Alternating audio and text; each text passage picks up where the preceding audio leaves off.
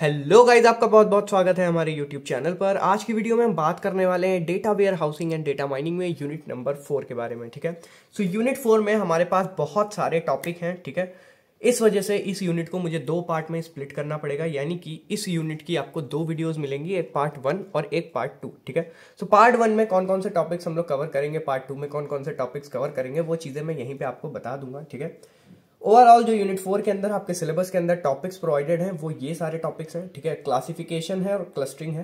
अब क्लासिफिकेशन के अंदर बहुत सारी चीजें हैं, like definition, data generalisation, analytical categorisation, and then analysis of attribute relevance, mining class comparison, statistical measures in large databases, statistical based algorithm, distance based algorithm, और भी काफी सारी चीजें हैं। ठीक है, क्लस्टरिंग के अंदर सेम इसी तरीके से similarities, distance measures, hierarchical partitional clustering algorithms, CURE chameleon clustering, DB scan optics, sting click, और स्टैटिस्टिकल अप्रोच जो क्लस्टरिंग के लिए यूज होती है वो यहाँ पढ़ेंगे। स्टैटिस्टिकल अप्रोच जो क्लासिफिकेशन के लिए यूज होती है वो यहाँ पे पढ़ेंगे। ठीक है, ये जो बॉर्डर लाइन आपको दिख रही है, बेसिकली ये बॉर्डर लाइन पार्ट 1 और पार्ट 2 को डिफाइन कर रही है। ठीक है, यानी कि ये जो स्टार्टिंग के 4 टॉपिक्स यहाँ पे लिखे हुए हैं, ये चारों टॉपिक हम लोग इसी वीडियो के अंदर कवर करने वाले हैं, और ये नीचे के जो 6 टॉपिक्स हैं ये हम लोग नेक्स्ट पार्ट में कवर करेंगे, यानी कि पार्ट 2 में।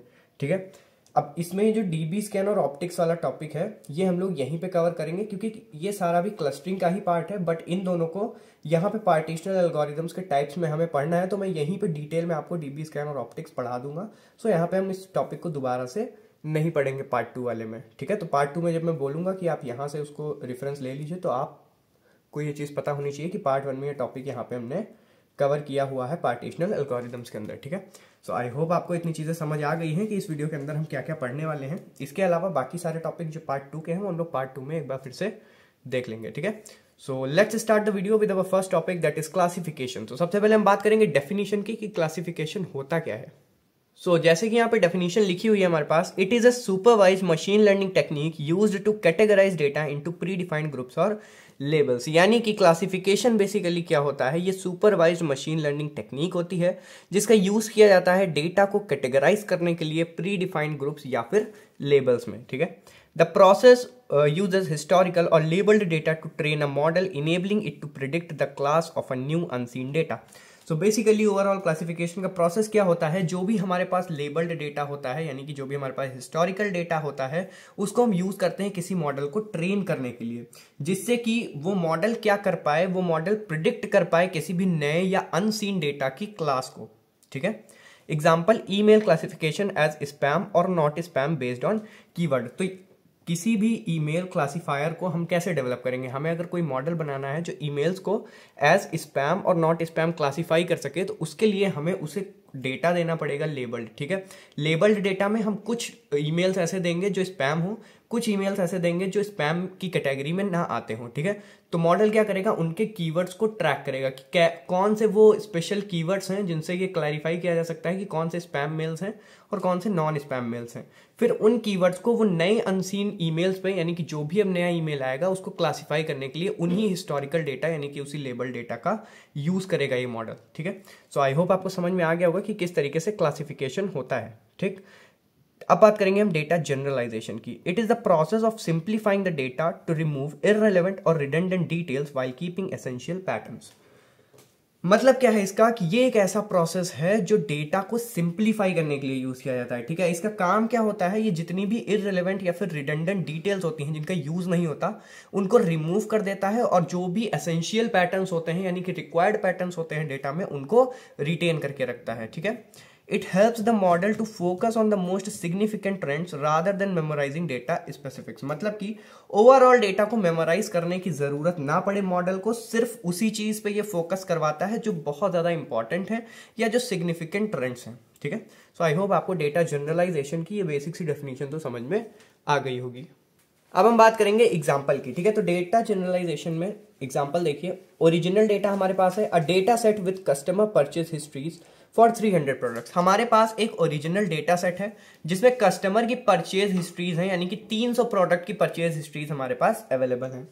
अब जनरलाइज डेटा इसमें से क्या होगा, summarised data showing total monthly spending instead of item wise purchases. मतलब कि अगर हम इस ओरिजिनल डेटा को जनरलाइजेशन प्रोसेस के थ्रू पास करें, ठीक है, यानी कि जो डेटा जनरलाइजेशन होता है वो जनरलाइजेशन करने से पहले हमारे पास 300 प्रोडक्ट का अलग अलग डेटा था। ठीक, डेटा को जनरलाइज जब हमने कर दिया तो हमारे पास एक समराइज इंफॉर्मेशन आ गई, जिसमें हमें यह पता चल गया कि मंथली स्पेंडिंग कस्टमर की कितनी है बिना आइटम वाइज परचेजेस को मेंशन करें। ठीक है, यहां पे हमारे पास क्या था, 300 प्रोडक्ट थे।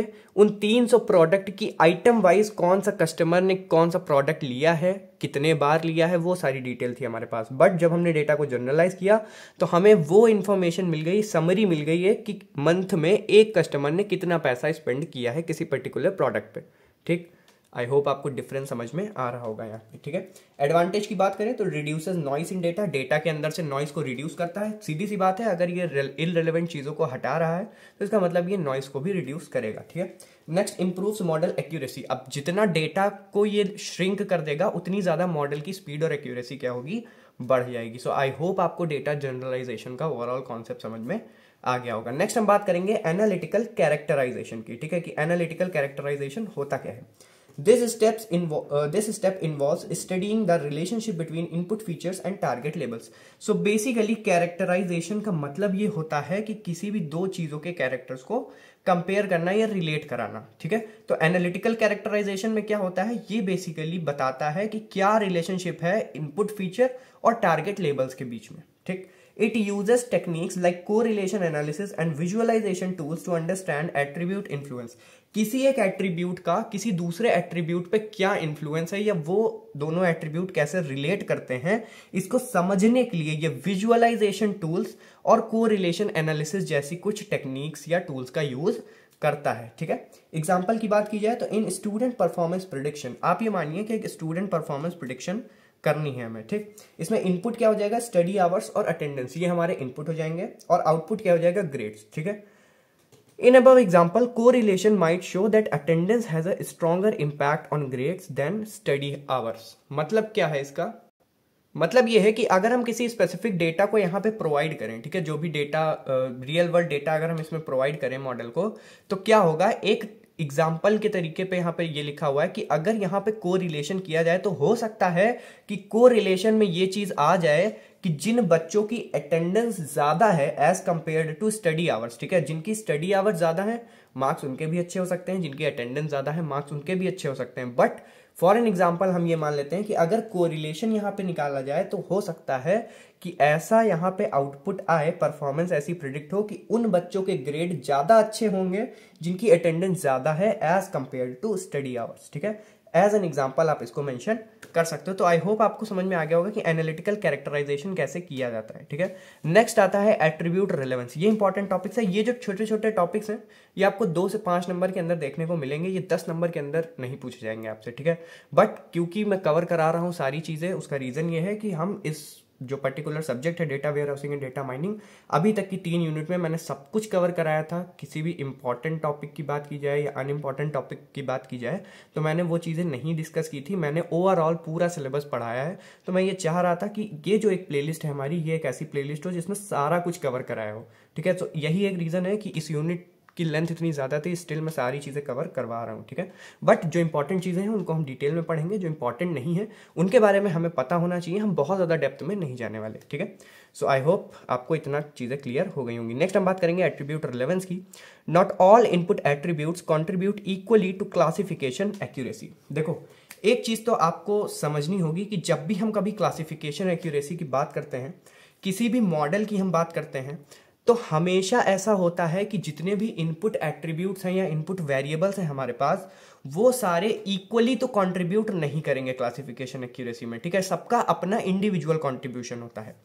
Feature selection method help identify the most important feature. अब यहां पे क्या होता है, कौन सा ऐसा एट्रीब्यूट है या कौन सा ऐसा इनपुट वेरिएबल है जिसका कंट्रीब्यूशन सबसे ज्यादा है, इस चीज को निकालने के लिए हम फीचर सिलेक्शन मेथड का यूज करते हैं, जिससे कि हमें ये पता चलता है कि कौन सा ऐसा फीचर है जो मोस्ट इंपॉर्टेंट फीचर है, कौन सा एट्रीब्यूट है जो सबसे ज्यादा कंट्रीब्यूट कर रहा है क्लासिफिकेशन में। ठीक है, यही होता है एट्रीब्यूट रेलेवेंस, यानी कि एट्रीब्यूट कितना ज्यादा रेलेवेंट है हमारे मॉडल के लिए। ठीक, एग्जांपल की बात करें तो प्रिडिक्टिंग हार्ट डिसीजेस, जैसे कि हार्ट डिसीजेस होती हैं तो इनको प्रिडिक्ट करने के लिए हम एक मॉडल क्रिएट कर सकते हैं एट्रीब्यूट रेलेवेंस की हेल्प से।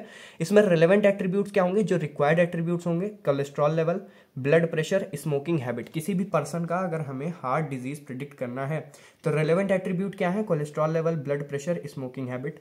इररेलेवेंट एट्रीब्यूट्स क्या है, नेम और मैरिटल स्टेटस। ठीक है, मान लो हम एज एन एट्रीब्यूट यानी कि एज एन इनपुट हम ये सारी चीजें ले सकते हैं। ठीक है, name, marital status, cholesterol level, blood pressure, smoking habit, etcetera etcetera. ठीक है, बट जब भी हम रेलेवेंट एट्रीब्यूट्स की बात करेंगे तो नेम और मैरिटल स्टेटस जो है वो रेलेवेंट नहीं है। अगर ये नहीं भी प्रेजेंट होगा इन द एट्रीब्यूट तो भी इफेक्ट नहीं पड़ेगा क्लासिफिकेशन एक्यूरेसी में यानी प्रिडिक्शन में।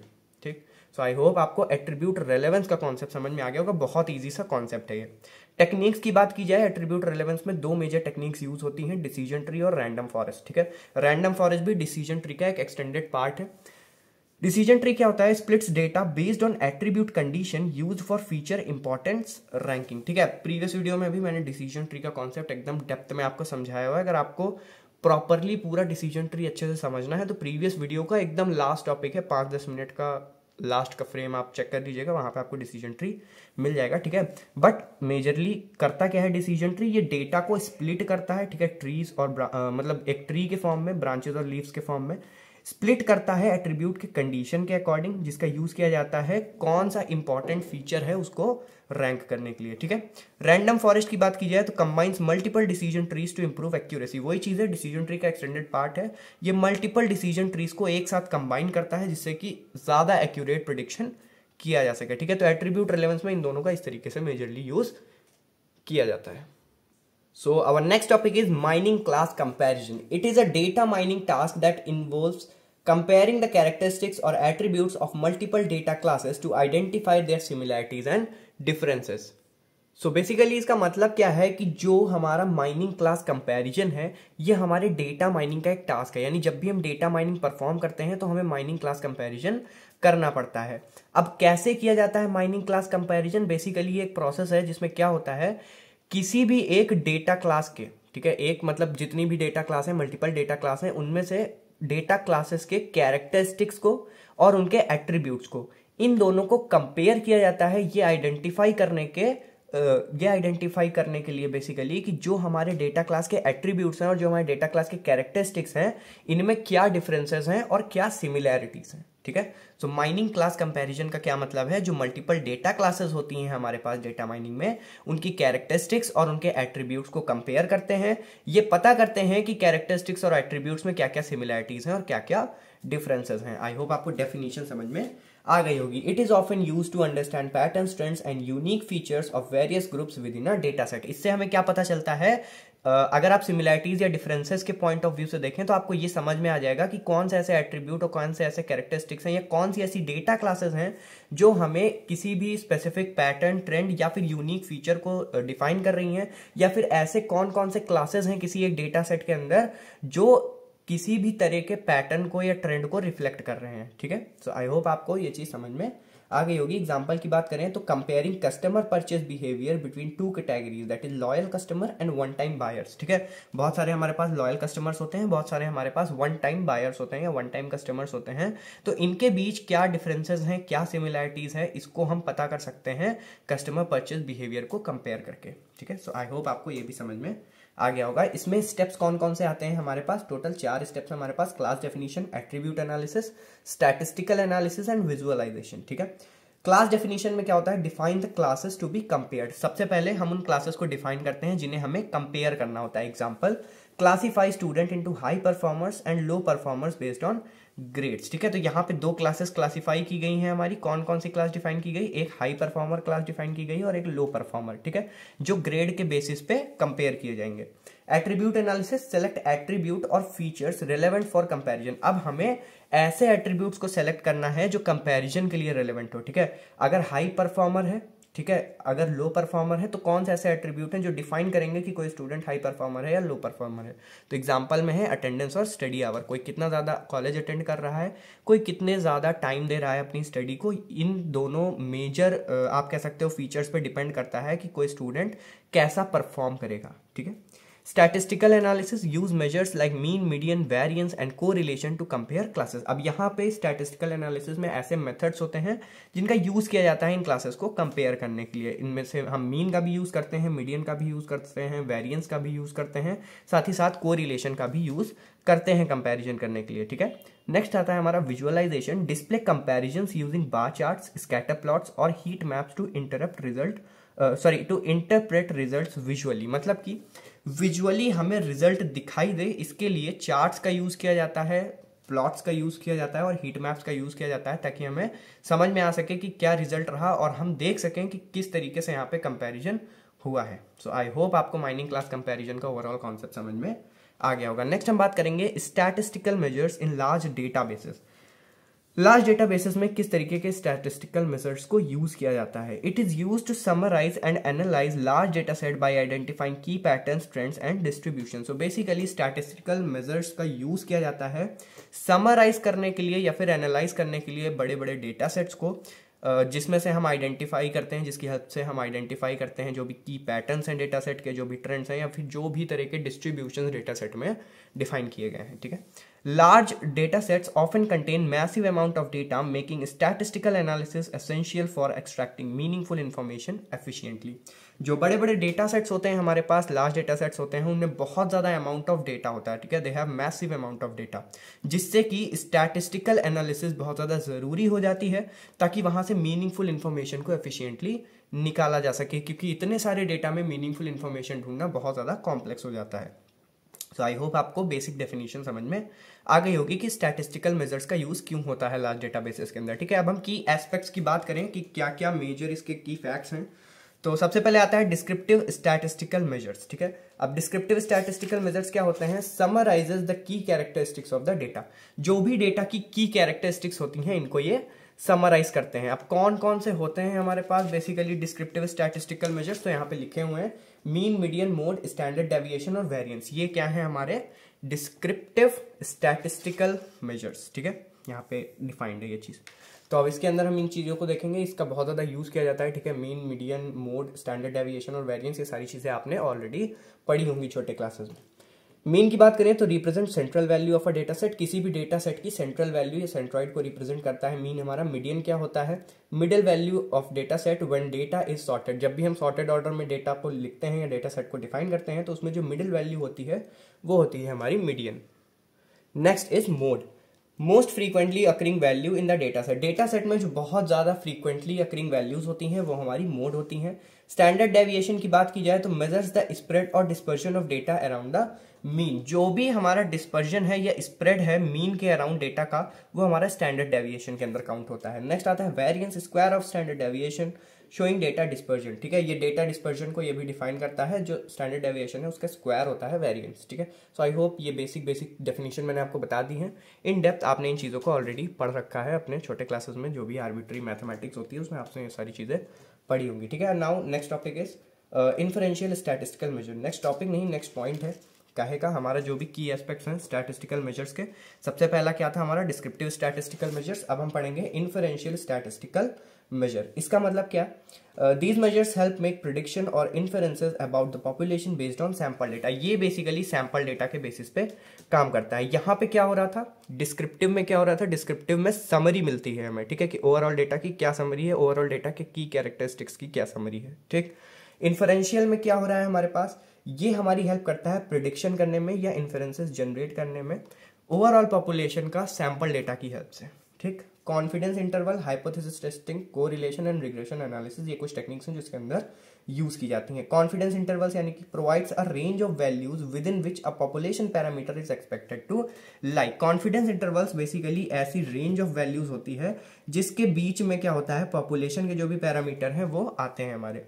Hypothesis testing test assumptions about the data using statistical significance, मतलब कि जो भी हमारे डेटा को लेके assumptions हैं, ठीक है, उनको टेस्ट करता है ताकि हमारे स्टैटिस्टिकल सिग्निफिकेंस, जो भी हमारे स्टैटिस्टिकल मेजर्स हैं, उनकी वैल्यू को सिग्निफाई किया जा सके, ठीक है। नेक्स्ट है correlation, measures relationship between two variables. दो वेरिएबल्स के बीच में रिलेशनशिप मेजर करता है हमारा correlation. Next is regression analysis, predict value of a dependent variable based on one और मोर इंडिपेंडेंट वेरिएबल, मतलब कि रिग्रेशन आपने ऑलरेडी पढ़ रखा है, किसी भी एक इंडिपेंडेंट वैल्यू और किसी भी एक डिपेंडेंट वैल्यू या वेरिएबल के बीच में रिलेशनशिप को प्रिडिक्ट करना या वैल्यूज को प्रिडिक्ट करना, यही काम होता है हमारे रिग्रेशन एनालिसिस का। Third one is distribution measures. ठीक है, डिस्ट्रीब्यूशन मेजर में क्या होता है, रेंज, स्क्यूनेस और कुर्टोसिस, ये 3 चीजें होती हैं डिस्ट्रीब्यूशन मेजर के अंदर। रेंज क्या करती है, difference between the maximum and minimum values, maximum और मिनिमम वैल्यूज के बीच का जो डिफरेंस है वो हमारा रेंज होता है। Skewness is the measures of asymmetry of the data distribution, जो भी हमारे डेटा डिस्ट्रीब्यूशन की एसिमेट्री है उसका मेजर होता है स्क्यूनेस। कुर्टोसिस क्या होता है, measures the extreme values of the distribution, जो ओवरऑल हमारे पास डिस्ट्रीब्यूशन है डेटा का उसकी जो एक्सट्रीम वैल्यूज हैं वो होती हैं हमारी कुर्टोसिस, या उनका मेजर जो होता है वो होता है हमारा कुर्टोसिस। ठीक है, tools and algorithms for statistical analysis in large databases. Large databases के अंदर कौन कौन से टूल्स या कौन सी एल्गोरिदम्स यूज होती हैं स्टैटिस्टिकल एनालिसिस के लिए, वो सारी चीजें हम देखेंगे। सबसे पहले आता है हमारा SQL queries. Aggregation function like sum, average, count, min, max etcetera are use for statistical analysis. आपने अगर एसक्यूएल कभी यूज की होगी तो आपने इन फंक्शंस को डेफिनेटली यूज किया होगा। ये सारे फंक्शन डेटा को एग्रीगेट करने के लिए यूज किए जाते हैं। ठीक है, और एसक्यूएल क्वेरीज का बहुत ही डेटा बेसिस के अंदर काफी ज्यादा रोल होता है, इस वजह से इसको एज अ टूल यूज किया जाता है इसमें। Big data tools, Apache, spark, Hadoop and other tools enable large scale data analysis. तो बेसिकली जो भी हमारे अपाचे, स्पार्क, हडूप या इसके अलावा जो भी हमारे डेटा ओरिएंटेड टूल्स हैं, ठीक है, डेटा वेयर हाउसिंग टूल्स हैं, इनका यूज किया जाता है बिग डेटा एनालिसिस के लिए। सो ये भी एक तरीके से हमारे स्टैटिस्टिकल मेजर्स के अंदर ही आते हैं। मशीन लर्निंग एल्गोरिदम्स काफ़ी सारी यूज होती हैं। ठीक है, machine learning algorithms like statistical measures are often used as input feature for ML model. जो भी हमारे स्टैटिस्टिकल मेजर्स अभी तक हमने पढ़े, like mean, median, mode, standard deviation, variances, intervals, hypothesis, ठीक है, कोरिलेशन, रेंज, स्क्यूनेस, कुर्टोसिस और एसक्यूएल की जो भी कमांड्स हैं, ये सारी चीज़ें हम कहाँ पे यूज़ करते हैं, इन सब का यूज़ करते हैं हम मशीन लर्निंग मॉडल्स को क्रिएट करने के लिए। ठीक है, एज एन इनपुट फीचर। अब इसमें भी हमारा रिग्रेशन एनालिसिस आता है, बायसियन नेटवर्क आता है, क्लस्टरिंग एल्गोरिदम और डिसीजन ट्रीज आते हैं। ठीक है, रिग्रेशन एनालिसिस अगेन डिपेंडेंट और इंडिपेंडेंट वेरिएबल्स के बीच में रिलेशनशिप को मॉडल करने के लिए यूज किया जाता है। बायसियन नेटवर्क्स प्रोबेबिलिटी डिस्ट्रीब्यूशन दिखाते हैं, डिपेंडेंसीज को रिप्रेजेंट करते हैं। ठीक है, क्लस्टरिंग एल्गोरिदम क्या होते हैं, सिमिलर डेटा पॉइंट्स के ग्रुप बनाना ही हमारा क्लस्टर होता है एक तरीके से। डिसीजन ट्रीज अभी मैंने बताया, डेटा को स्प्लिट करता है लीव्स, नोड्स और ब्रांचेस के फॉर्म में, जिससे कि डिसीजन बनाना आसान हो। ठीक है, एंड में हम डिसीजन इजीली क्रिएट कर पाएं या कैलकुलेट कर पाएं। स्टैटिस्टिकल मेजर्स का यूज करता है like Gini index and entropy. So I hope आपको ये सारी चीजें समझ में आ गई होंगी। These algorithms use statistical models and mathematical techniques to analyse and predict patterns in data. So basically यही वो सारी एल्गोरिदम्स हैं या स्टैटिस्टिकल मॉडल्स आप कह लीजिए या मैथमेटिकल टेक्निक्स कह लीजिए, जिनका यूज किया जाता है एनालाइज करने के लिए और डेटा के अंदर पैटर्न्स को प्रिडिक्ट करने के लिए। सो आई होप आपको ये पूरा कॉन्सेप्ट अच्छे से समझ में आ गया होगा। नेक्स्ट हम बात करेंगे डिस्टेंस बेस्ड एल्गोरिदम की। ये बहुत इंपॉर्टेंट टॉपिक है, 10 मार्क्स के अंदर ये क्वेश्चन डेफिनेटली एग्जाम में पूछा जा सकता है इस पर्टिकुलर यूनिट से। ठीक है, तो इसको अच्छे से पढ़ेंगे हम। ओके, सो यहाँ पे लिखा हुआ है, it classify data points based on their similarities, distances to other data points in the feature space। जो भी हमारे पास फीचर स्पेस अवेलेबल है, उस फीचर स्पेस के अंदर किसी भी मल्टीपल डेटा पॉइंट्स को, यानी कि 2 डेटा पॉइंट्स के बीच में जो भी सिमिलैरिटी है, जो भी डिस्टेंसेस हैं, इनको आइडेंटिफाई करना या इनको क्लासीफाई करना, यही काम होता है हमारी डिस्टेंस बेस्ड एल्गोरिदम का। इसीलिए इसका नाम ही है distance based algorithm. These algorithms rely on the idea that similar data points are likely to belong to the same category। इनका बेसिकली डिस्टेंस बेस्ड एल्गोरिदम क्या बताती हैं, ये बताती हैं कि जो भी 2 डेटा पॉइंट्स आसपास हैं, ठीक है, जिनके बीच की डिस्टेंस मिनिमम है या जो सेम कैटेगरी पे बिलोंग करते हैं, ठीक है, वो डेटा पॉइंट्स आपस में भी सिमिलर होंगे। ठीक है, यही इसका कहना है कि वो जो भी डेटा पॉइंट्स एक दूसरे से सिमिलर हैं वो सेम कैटेगरी में ही लाई करेंगे, उनकी डिस्टेंस जो है वो मिनिमम होगी। ठीक है, वेरिएंस जो है वो मिनिमम होगा। आई होप आपको ये चीज़ समझ में आ रही होगी। अभी हम और इन डिटेल देखेंगे तो आपको ज़्यादा अच्छे से क्लैरिटी मिल जाएगी। तो इसके अंदर बहुत सारी एल्गोरिदम्स आती हैं हमारी, ठीक है, डिस्टेंस बेस्ड एल्गोरिदम्स में।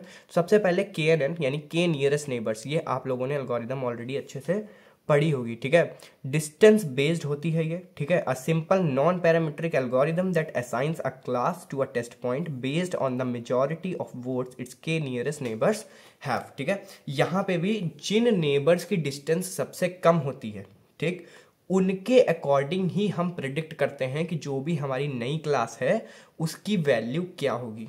ठीक है, इसीलिए इसको के नियरेस्ट नेबर्स बोला जाता है। ठीक है, के इज द कांस्टेंट नंबर, जितने नेबर्स हमें काउंट करने होते हैं या जितने नेबर्स हमें कंसिडर करने होते हैं। नियरेस्ट नेबर यानी कि वो सबसे नियरेस्ट वाले नेबर्स होने चाहिए, और फिर उनमें से जिसकी मेजॉरिटी वोट्स होते हैं, जैसे कि 3 हमारे पास मान लीजिए के नियरेस्ट नेबर्स आए, ठीक है, के की वैल्यू 3 है, 3 नियरेस्ट नेबर्स आए और हमें चौथी क्लास का जो है प्रिडिक्ट करना है कि आउटपुट क्या होगा। ठीक है, just suppose first one is true, second one is false and third one is true.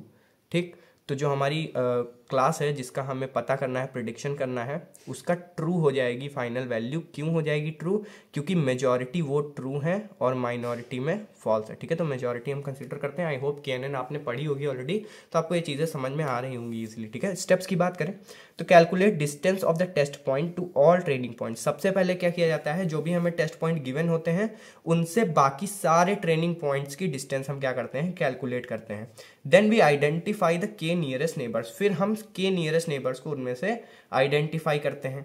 Assign the majority class among neighbours, अब जो भी मेजॉरिटी क्लास आएगी के नियरेस्ट नेबर्स में उसको हम क्या करेंगे, असाइन कर देंगे। ठीक है, सो ये बेसिकली स्टेप्स है हमारे केएनएन के अंदर। Next is support vector machine. So basically distance based algorithm में एक हमने केएनएन पढ़ी और एक हम पढ़ेंगे सपोर्ट वेक्टर मशीन। एसवीएम भी हमारी डिस्टेंस बेस्ड एल्गोरिदम में ही आती है। Why not a pure distance based algorithm, SVM uses distance to hyperplane to classify the point. मतलब कि अगर एक तरीके से देखा जाए तो प्योरली तो ये डिस्टेंस बेस्ड नहीं है, क्योंकि इसमें हाइपर प्लेन का भी यूज किया जाता है। ठीक है, एक स्ट्रेट लाइन जो डिफाइन करती है हमारे डेटा की सेपरेशन को, ठीक, क्लासिफिकेशन को बेसिकली। ठीक है, तो क्लासिफिकेशन के अंदर ही एसवीएम हमने पढ़ी थी। तो सबसे पहले अगर बात करें तो करता क्या है एसवीएम, एसवीएम जो है ये डिस्टेंस टू हाइपर प्लेन, यानी कि अगर suppose this is the hyperplane, कुछ डेटा यहाँ पे है और कुछ डेटा यहाँ पे है, तो इस डेटा की और इस डेटा की हाइपर प्लेन से क्या डिस्टेंस है उसके बेसिस पे पॉइंट्स को क्लासिफाई किया जाता है। ठीक है, kernels are used in SVM for handling linear और नॉन लीनियर डेटा। कर्नल्स का यूज किया जाता है एसवीएम के अंदर लीनियर और नॉन लीनियर डेटा को हैंडल करने के लिए। Kernels transform data into higher dimensions for better classification. Kernels का मेजरली यूज क्या है, ये क्या करते हैं, हायर डायमेंशन के डेटा को बेसिकली डेटा को हायर डायमेंशन में क्लासीफाई कर देते हैं, जिससे कि क्लासिफिकेशन ज़्यादा बेटर तरीके से किया जा सके। ठीक है, अगर आपको एसवीएम और केएनएन एकदम डिटेल में पढ़नी है तो आई गेस मैंने एक प्लेलिस्ट बनाई थी data algorithms and analysis DAA की, तो या तो उस प्लेलिस्ट में आप देख लीजिएगा, अदरवाइज मशीन लर्निंग की प्लेलिस्ट में भी ये दोनों टॉपिक डीपली मैंने डिस्कस किए थे, तो आप उस प्लेलिस्ट में जाके चेक कर सकते हो। ठीक है, 3-4 बार ऑलरेडी मैं इन टॉपिक्स को पढ़ा चुका हूँ प्रीवियस वीडियोस में, इस वजह से यहाँ पे मैंने बहुत डिटेल में डिस्कस नहीं किया है। बट हाँ, एसवीएम और केएनएन ये दोनों चीज़ें आपको अच्छे से आनी चाहिए। तो अगर आपको नहीं पता है, इन डिटेल आपको जानना है चीज़ों को, तो आप मेरी प्रीवियस वीडियोस देख सकते हो केएनएन और एसवीएम के नाम से, या तो वीडियोस पड़ी होंगी, अदरवाइज आप थंबनेल पे देख लेना टॉपिक जिसमें मिल जाए। डेटा एनालिटिक्स की वीडियो आप कंसीडर कर लेना, उसकी प्लेलिस्ट में आपको ये टॉपिक्स थंबनेल पे दिख जाएंगे और वहां से जाके आप देख सकते हो। ठीक है, so thank you so much, इतना समझ में आ गया होगा आपको। ठीक है, थैंक यू नहीं, अभी तो रुकना है। ठीक है, अभी जाना मत। Okay, let's start with clustering. Clustering का एक आप इंट्रोडक्शन कह सकते हो, यहाँ पे हम देखेंगे। ठीक है, कुछ 1-2 क्लस्टरिंग की टेक्निक्स हम यहाँ पे देखेंगे इस वीडियो के अंदर पार्ट 1 में। बाकी जो क्लस्टरिंग की डिटेल डिस्कशन है वो हम पार्ट 2 में करेंगे, क्योंकि क्लस्टरिंग एक काफ़ी बड़ा टॉपिक है। ओके, सो सबसे पहले अगर बात करें क्लस्टरिंग होती क्या है। ठीक है, क्लासिफिकेशन यहीं तक था, एसवीएम तक। ठीक है, सो आई होप क्लासिफिकेशन आपको पूरा समझ में आ गया होगा। अगर एग्जाम में क्लासिफिकेशन आ जाता है लिखने को डायरेक्टली कि what do you know about classification, तो जितना पढ़ा जितना याद आएगा सब लिख देना। ठीक है, क्लस्टरिंग की बात की जाए तो it is N unsupervised learning techniques that group similar data points into clusters based on there characteristics. So basically एक अनसुपरवाइज्ड लर्निंग टेक्निक होती है। देखो, क्लासिफिकेशन क्या थी, सुपरवाइज्ड लर्निंग एल्गोरिदम या लर्निंग टेक्निक थी। क्लस्टरिंग क्या है, हमारी अनसुपरवाइज्ड लर्निंग टेक्निक है। इसका काम क्या होता है, सिमिलर डेटा पॉइंट्स को ग्रुप करना क्लस्टर्स में उनके कैरेक्टरिस्टिक्स के बेसिस पे। ठीक, it is widely used for data exploration and pattern recognition when labels are not predefined, right? So इसका मतलब क्या है, इसका मतलब ये है कि जैसे कि मैंने अभी आपको बताया कि एक अनसुपरवाइज्ड लर्निंग टेक्निक है, तो इसका मतलब कि जब भी हमें डेटा एक्सप्लोरेशन या पैटर्न रिकॉग्निशन करना होता है लेबल्स की एब्सेंट में, यानी कि जब भी लेबल्स प्री डिफाइंड नहीं होते, उस केस में अगर हमको डेटा एक्सप्लोरेशन या पैटर्न प्रिडिक्शन करना है या पैटर्न्स निकालने हैं, इंफॉर्मेशन निकालनी है, तो वहाँ पे इसका बहुत ज़्यादा मेजरली यूज़ किया जाता है, यानी कि क्लस्टरिंग टेक्निक वहाँ पे बहुत ज़्यादा यूज़ होती है। एग्जाम्पल के तरीके पे हम देखें, मतलब एग्जाम्पल देखें यहाँ पे, तो in marketing customers can be grouped into frequent buyers and seasonal buyers based on there purchasing patterns. ठीक है, तो यहाँ पे हम दो क्लस्टर्स क्रिएट कर सकते हैं बायर्स का, एक हम फ्रीक्वेंट बायर बना ले और एक हम सीजनल बायर्स के नाम के दो क्लस्टर्स बना सकते हैं उनके परचेजिंग पैटर्न्स के बेसिस पे। ठीक, तो आई होप क्लस्टरिंग का थोड़ा थोड़ा कॉन्सेप्ट आपको समझ में आ रहा होगा, बाकी चीज़ें अभी क्लियर हो जाएंगी। Similarities and distance measures. अब इसके अंदर क्या क्या सिमिलैरिटीज और डिस्टेंस मेजर्स होते हैं। Similarity between data point is calculated using mathematical distance matrix. Mathematical distance matrix बहुत सारी आप लोगों ने पढ़ी होंगी, उनका यूज किया जाता है सिमिलैरिटी प्रिडिक्ट करने में या सिमिलैरिटी निकालने में डेटा पॉइंट्स के बीच में। ठीक है, सबसे पहले आती है हमारी Euclidean distance, then cosine similarity. इसके अलावा भी बहुत सारी हैं बट ये दो मेजरली यूज की जाती हैं। ठीक है, यूक्लिडियन डिस्टेंस क्या होता है, measures the straight line distance between two points in multi dimensional space. ये किसी भी दो पॉइंट के बीच में एक स्ट्रेट लाइन डिस्टेंस जो होती है उसको कैलकुलेट करने के लिए यूज होता है। इसका फॉर्मूला है d is equals to under root summation i is equals to 1 to n xi minus yi का होल स्क्वायर। ठीक है, आपने जब कोऑर्डिनेट्स की हेल्प से जब डिस्टेंस निकालना सीखा होगा क्लास 10th की मैथमेटिक्स में, वहाँ पे एक फॉर्मूला आपने पढ़ा होगा कि अगर एक पॉइंट यहाँ पे है, एक पॉइंट यहाँ पे और इसके बीच की डिस्टेंस आपको कैलकुलेट करनी है और कोऑर्डिनेट्स आपको गिवन है, फॉर्मूला था x2 minus x1 is plus y2 minus y1 का होल स्क्वायर दोनों का एंड अंडर रूट। ठीक है, ये फॉर्मूला था। सो वही फॉर्मूला यहाँ पे लिखा हुआ है, बस लिखने का तरीका चेंज हो गया। यूक्लिडियन डिस्टेंस उसी को कहते हैं, वही कॉन्सेप्ट है। ठीक है, तो कॉन्सेप्ट क्लियर रखो अपने ब्रेन में। ठीक है, कि सेम कॉन्सेप्ट हम पढ़ रहे हैं बस थोड़ा एडवांस तरीके से। ठीक है, नेक्स्ट है हमारा कोसाइन सिमिलैरिटी। ये क्या होता है, measure the cosine of the angle between two vectors focusing on direction rather than magnitude. ये क्या करता है, कोसाइन मेजर करता है, यानी कि कॉस, जो कॉस एंगल आपने पढ़ा था कॉस थीटा, उसको मेजर करता है किसी भी दो वेक्टर के बीच में, जिससे कि वो डायरेक्शन पे ज्यादा फोकस करता है एंड मैग्नीट्यूड पे कम फोकस करता है। कोसाइन सिमिलैरिटी में हम ये करते हैं कि हम डायरेक्शन पे हमारा मेन फोकस रहता है, कोसाइन हम मेजर करते हैं, मैग्नीट्यूड पे इतना ज्यादा हमारा फोकस नहीं रहता। डॉक्यूमेंट क्लस्टरिंग इन टेक्स्ट एनालिसिस, जब भी हम डॉक्यूमेंट क्लस्टरिंग करते हैं टेक्स्ट एनालिसिस में, तो वहां पे कोसाइन सिमिलैरिटीज का बहुत ज्यादा यूज किया जाता है। Next is hierarchical clustering. ठीक है, अब हायरार्किकल क्लस्टरिंग क्या होती है, builds a hierarchy of clusters in the form of a tree. Clusters की हायरार्की क्रिएट करना एक ट्री के फॉर्म में, यही होती है हमारी हायरार्किकल क्लस्टरिंग। अब इसको थोड़ा सा डीप में पढ़ेंगे क्योंकि ये इंपॉर्टेंट है। Steps, each data point start at its own cluster. सारे डेटा पॉइंट्स अपने स्पेसिफिक इंडिविजुअल क्लस्टर से स्टार्ट करते हैं। Clusters are iteratively merged based on their similarities until a single cluster और a desired number of clusters is reached. जो cluster होते हैं वो इटरेटिवली मर्ज किए जाते हैं ताकि उनकी सिमिलैरिटीज के बेसिस पर, बेसिकली जैसे दो क्लस्टर्स हैं, अगर वो दोनों एक दूसरे से बहुत ज़्यादा सिमिलर हैं तो उन्हें मर्ज कर दिया जाता है, एक सिंगल क्लस्टर बना दिया जाता है। ठीक है, किस लिए ऐसा किया जाता है, ताकि जो डिजायर्ड नंबर ऑफ क्लस्टर्स हैं, फॉर एग्जांपल हमारे पास 10 अलग अलग क्लस्टर्स हैं बट हमें चाहिए सिर्फ 3 या फिर 2, तो हम क्या करेंगे, जो ज़्यादा सिमिलर होंगे, जैसे कि हमें 2 क्लस्टर चाहिए तो 5 जो एक दूसरे से बहुत ज़्यादा सिमिलर हैं जिनके कैरेक्टरिस्टिक्स, उन्हें मर्ज करके एक क्लस्टर बना देंगे और बाकी 5 को मर्ज करके एक क्लस्टर बना देंगे। तो इससे क्या होगा, हमारे डिजायर्ड नंबर ऑफ क्लस्टर्स हमें मिल जाएंगे और हमारी इन्फॉर्मेशन भी रिटेन्ड रहेगी, लॉस नहीं होगी। ठीक है, सो इस तरीके से हमारा हायरार्किकल क्लस्टरिंग होती है। टाइप्स की बात करें तो 2 तरीके की हायरार्किकल क्लस्टरिंग होती है। मैंने डेटा एनालिटिक्स में ऑलरेडी इन दोनों को डीप में डिस्कस किया हुआ है, यहाँ पे हम दोबारा से डिस्कस करेंगे। एग्लोमेरेटिव क्लस्टरिंग और डिविसिव क्लस्टरिंग। एग्लोमेरेटिव क्लस्टरिंग में क्या होता है, बॉटम अप अप्रोच होती है, यानी कि स्टार्टिंग हम कहाँ से करते हैं, लीफ से। ठीक है, एंड नोड से। अब 1 2 3 4 5 6 हमारे पास 6 अलग अलग क्लस्टर्स यहाँ पे गिवन है। अब 1 2 में सिमिलैरिटी है तो 1 2 को हमने मर्ज कर दिया, 3 4 5 सिमिलर है तो हमने इनको मर्ज कर दिया।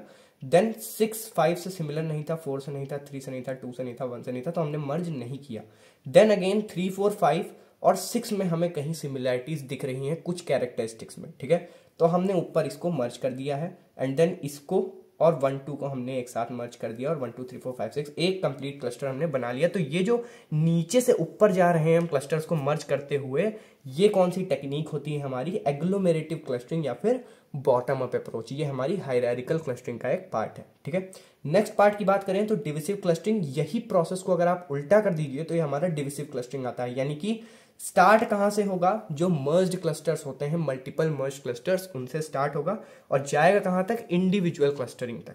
ठीक है, स्टार्टिंग वाले नोट्स को मैंने येलो कलर से किया हुआ है यहाँ पे, ताकि आपको कंफ्यूजन ना हो, समझ में आ जाए कि स्टार्ट कहाँ से हो रहा है। यहाँ पे यहाँ से स्टार्ट हो रहा है, ऊपर की तरफ जा रहा है, यहाँ से स्टार्ट हो रहा है, नीचे की तरफ जा रहा है। ठीक है, ये टॉप डाउन अप्रोच होती है और ये बॉटम अप अप्रोच होती है।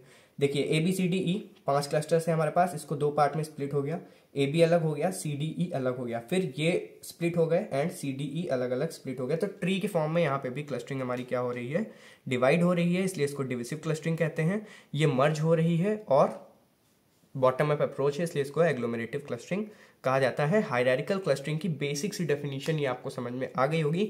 बाकी हायरार्किकल क्लस्टरिंग के काफी सारे टाइप्स हैं जो पार्ट 2 में आपको अच्छे से मैं पढ़ाऊंगा। अभी पार्टीशनल क्लस्टरिंग हम पढ़ेंगे क्योंकि ये ज्यादा इंपॉर्टेंट है as compare to hierarchical clustering, ठीक है। पार्टीशनल क्लस्टरिंग में क्या है हमारा, divides data into non overlapping clusters typically by optimising a predefined objective functions. मतलब कि ये क्या करती है, बेसिकली डेटा को डिवाइड करती है नॉन ओवरलैपिंग क्लस्टर्स में, मतलब ऐसे क्लस्टर्स में जो एक दूसरे से ओवरलैप ना करें। Typically by optimising a predefined objective function, कोई भी प्री डिफाइंड ऑब्जेक्टिव फंक्शन को ऑप्टिमाइज करती है और उसी के बेसिस पे डिवीजन करती है हमारी पार्टीशनल क्लस्टरिंग। इसमें भी हमारी कई सारी क्लस्टरिंग्स आती हैं, लाइक के मीन्स क्लस्टरिंग, ठीक है, डिवाइड्स डेटा इनटू के क्लस्टर्स वेयर के इज प्री डिफाइंड। अगर आपने के मीन्स क्लस्टरिंग नहीं पढ़ी है तो डेटा एनालिटिक्स की वीडियोस में मैंने पढ़ाया हुआ है, वहाँ पे उस प्लेलिस्ट में चेकआउट कर सकते हो, ठीक है। नेक्स्ट अभी हम बात करें अगर इसकी, तो इसमें क्या होता है, डेटा को जो है डिवाइड किया जाता है के क्लस्टर्स में, ठीक है। जैसे के मीन्स में हम क्या कर रहे थे, नेबर्स के बेसिस पे, सॉरी के मीन्स में तो क्लस्टरिंग करते हैं, जैसे के एन एन में हम नेबर्स के बेसिस पे क्या कर रहे थे, एक अपने इंडिविजुअल की क्लास को डिफाइन कर रहे थे, वैसे ही के मीन्स क्लस्टरिंग में क्या किया जाता है, के क्लस्टर्स को डिफाइन किया जाता है, जहां पे के जो होता है वो हमारा प्री डिफाइंड होता है और उसी के बेसिस पे डेटा को हम डिवाइड करते हैं, ठीक है। स्टेप्स की बात की जाए तो इनिशियलाइज के क्लस्टर सेंट्रॉइड्स रैंडमली। सबसे पहले हम क्या करते हैं, रैंडमली, जैसे कि फॉर एग्जांपल 1 2 3 4 5 6 ये हमारे पास दिया हुआ है एक बड़ा क्लस्टर, जिसको हमें क्या करना है, के मीन्स क्लस्टरिंग के थ्रू के क्लस्टर्स में डिवाइड करना है। फॉर एग्जांपल के की वैल्यू है 2, ठीक।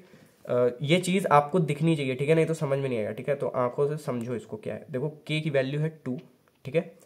क्लस्टर हमारे पास दे रखा है ये वाला 1 2 3 4 5 6। तो अब हम क्या करेंगे, इनिशियलाइज के क्लस्टर सेंट्रॉइड्स रैंडमली, हमें रैंडमली 2 सेंट्रॉइड बनाने। तो हम फॉर एग्जाम्पल मैंने 2 को बनाया और मैंने 4 को बनाया, ठीक है, हमने सेंट्रॉइड बना लिए। अब assign each data point two the nearest centroid. अब नियरेस्ट सेंट्रॉइड पे हमें डेटा पॉइंट को असाइन करना है। तो 1 के नियरेस्ट कौन है, 2, हमने असाइन कर दिया, ठीक है। 2 के नियरेस्ट कौन है, 3, ठीक है। 4 के नियरेस्ट भी 3 है, तो आप चाहे 3 को 2 के साथ करो, चाहे 3 को 4 के साथ करो, वो आपकी चॉइस है। तो मैंने क्या किया, 3 को, 4 को और 5 4 के पास है, इसलिए यहाँ पे एक साथ असाइन कर दिया। देन 6 हमारा बच गया, 4 के पास, 4 से कंपेयर करो ज्यादा पास है, 2 से कंपेयर करो दूर है, ठीक है। तो 2 और 4 हमने सेंट्रॉइड्स बनाए थे। तो अगर हम इस के मीन्स क्लस्टरिंग की बात करें तो 3 4 5 6 एक क्लस्टर में बन जाएगा और 1 2 एक क्लस्टर में बन जाएगा। बट यहाँ पे तो खैर एग्लोमेरेटिव की बात हो रही थी, तो सेम उसी तरीके से हम यहाँ पे क्या करेंगे, आप जैसा कि मैंने बताया, सेंट्रॉइड के बेसिस पे हम डिस्टेंस कैलकुलेट करेंगे और उस डिस्टेंस के बेसिस पे हम 2 क्लस्टर्स में अब डिवाइड कर देंगे ओवरऑल डेटा को, ठीक। तो के की वैल्यू हमारे पास 2 थी, हमने 2 क्लस्टर में डेटा को डिवाइड कर दिया, that's it. Update centroids as the mean of the assign point. अब हम क्या करेंगे, जो हमने डेटा को डिवाइड किया अगेन उसमें हम क्या करेंगे, 2 सेंट्रॉइड बनाएंगे, ठीक है। फिर सेम प्रोसेस को हम रिपीट करेंगे। ये प्रोसेस तब तक रिपीट होगा जब तक कि एंड में हमें total number of required clusters नहीं मिल जाते, ठीक है। तो के मीन्स क्लस्टरिंग कुछ इस तरीके से काम करता है। अगर आपको विजुअली देखना हो कि किस तरीके से काम करता है तो मैंने न्यूमेरिकल कराया हुआ है, होगा पॉसिबल तो मैं डिस्क्रिप्शन बॉक्स में सारी वीडियो लिंक्स भी आपको प्रोवाइड करवा दूंगा, ठीक है। तो आप एक बार डिस्क्रिप्शन बॉक्स जरूर चेक कर लीजिएगा इस वीडियो का, क्योंकि ये सारी एल्गोरिथम मैंने पढ़ाई हुई है। अगर स्पेसिफिकली वीडियोज हैं इस पर तो मैं आपको बता दूंगा, अदरवाइज आप डेटा एनालिटिक्स की प्लेलिस्ट जरूर एक बार देख लेना, उसके थंबनेल पे ही मेंशन होगा जो भी टॉपिक्स यहाँ से रिलेटेड वहाँ पे दिए हुए हैं और वहाँ पे सब चीज मैंने डेप्थ में पढ़ाई थी, ठीक है। एडवांटेज की बात करें के मीन्स क्लस्टरिंग में तो efficient and simple to implement, efficient होती है, इंप्लीमेंटेशन सिंपल होता है, scalable for large data sets, बड़े डेटा सेट्स के लिए काफी स्केलेबल होती है। लिमिटेशंस की बात करें तो रिक्वायर्स प्री डिफाइनिंग के, ठीक है, जो के की वैल्यू है हमारी वो प्री डिफाइन होनी चाहिए इसके अंदर। Sensitive to outliers and initial centroid placement, बहुत सारी जगह पे सेंट्रॉइड्स यहाँ पे ऐसी जगह प्लेस हो जाता है कि काफी ज्यादा प्रॉब्लम हो जाती है क्लस्टर्स को डिवाइड करने में, सो उसको लेके थोड़ा सा सेंसिटिव होती है एल्गोरिथम। नेक्स्ट है डीबी स्कैन, ठीक है। डीबी स्कैन इंपॉर्टेंट है, एग्जाम में डेफिनेटली पूछी जा सकती है, ठीक है। Density based spatial clustering of applications with noise. So यहाँ पे जैसा कि लिखा हुआ है, it is a clustering algorithm that groups data point based on their density. मतलब कि ये क्या करता है, क्लस्टर्स क्रिएट करता है, यानी कि डेटा के ग्रुप्स डेटा पॉइंट्स के ग्रुप्स क्रिएट करता है किस बेसिस पे, उनकी डेंसिटी के बेसिस पे, ठीक है।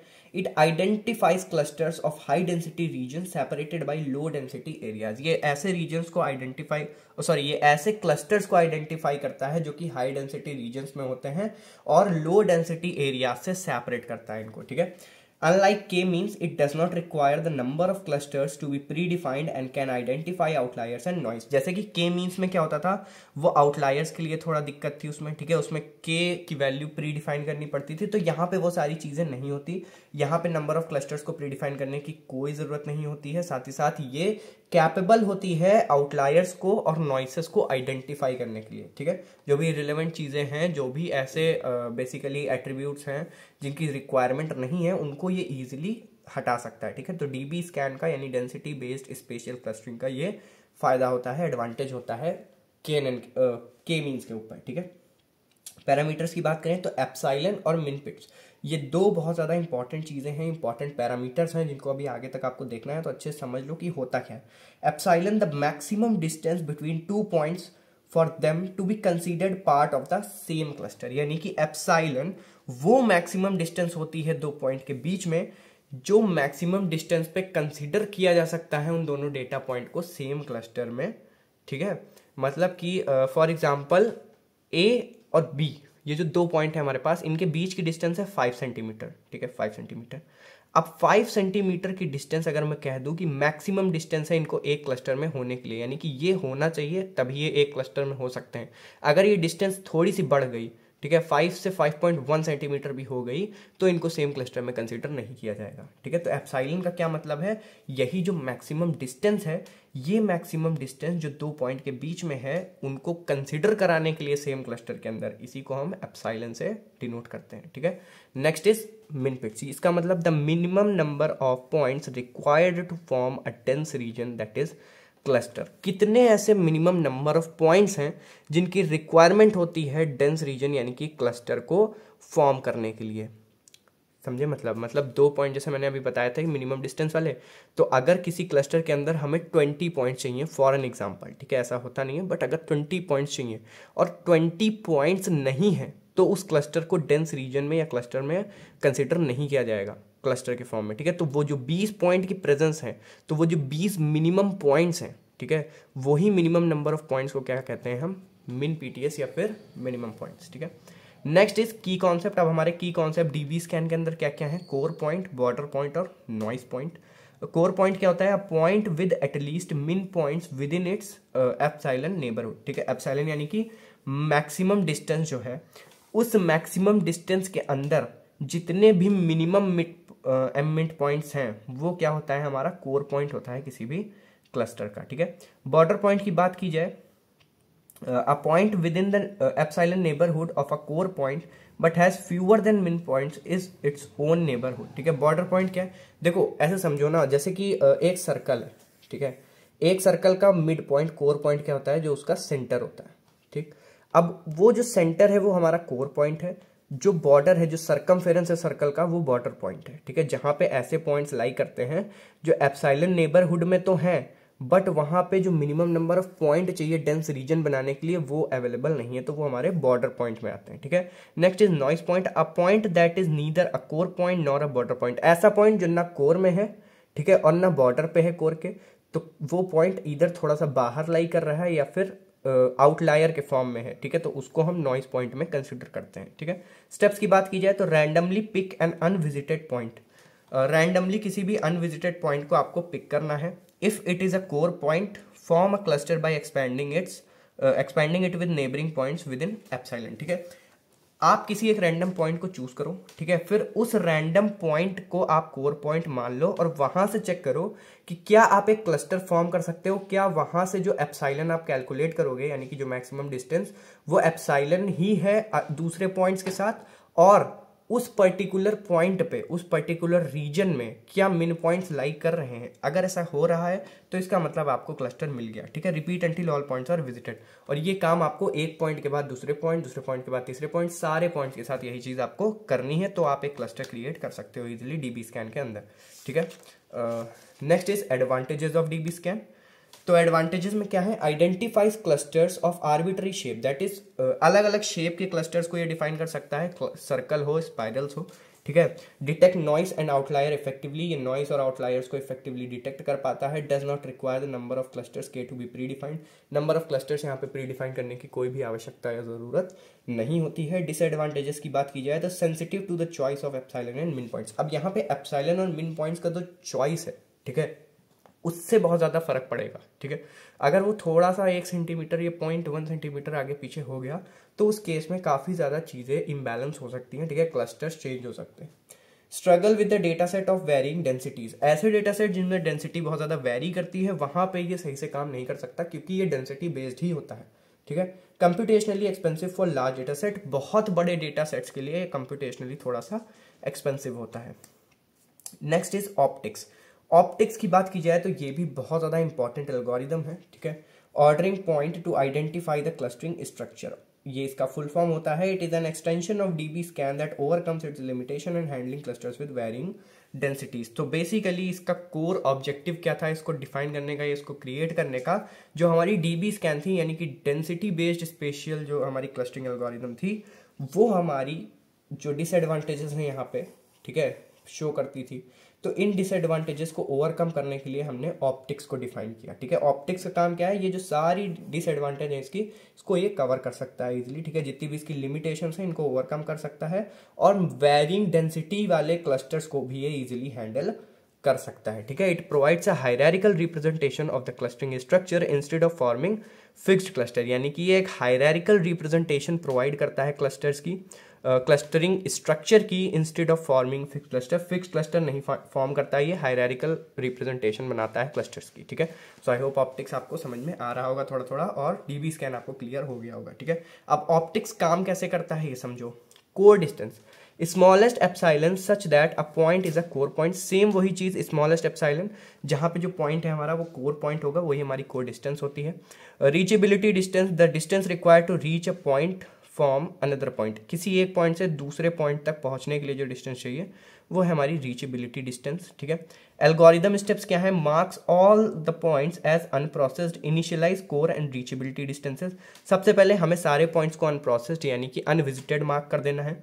फिर हमें कोर और रीचेबिलिटी डिस्टेंस को डिफाइन करना है। Calculate core distance for each unprocessed point, अब हमें हर एक पॉइंट के लिए, वहां पे क्या कर रहे थे हम, वहां पे हर एक पॉइंट के बाद हम एप्सिलॉन पे देख रहे थे कि कितने पॉइंट हैं, हम डेंस रीजन पता कर रहे थे और उसके अकॉर्डिंग क्लस्टर डिफाइन कर रहे थे, ठीक है।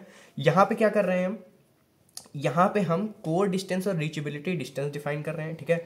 फिर अगेन एक पॉइंट पकड़ रहे हैं, उस पॉइंट से कोर डिस्टेंस जो भी है उसको कैलकुलेट कर रहे हैं, ठीक है। Calculate reachability distance for neighbours and add them to a priority queue. अब हमें क्या करना है, नेबर्स के साथ जो भी रीचेबिलिटी डिस्टेंस है उसको कैलकुलेट करना है और एक प्रायोरिटी क्यू में ऐड करते जाना है। Process neighbours from the Q updating reachability distance and forming cluster. So basically अब करना क्या है, लास्ट स्टेप यही है कि हम क्या करेंगे, अब जो भी हमारे नेबर्स हैं प्रायोरिटी क्यू के अंदर उनको हमें प्रोसेस करना है और रीचेबिलिटी डिस्टेंस को अपडेट करते जाना है और क्लस्टर्स फॉर्म करते जाने हैं।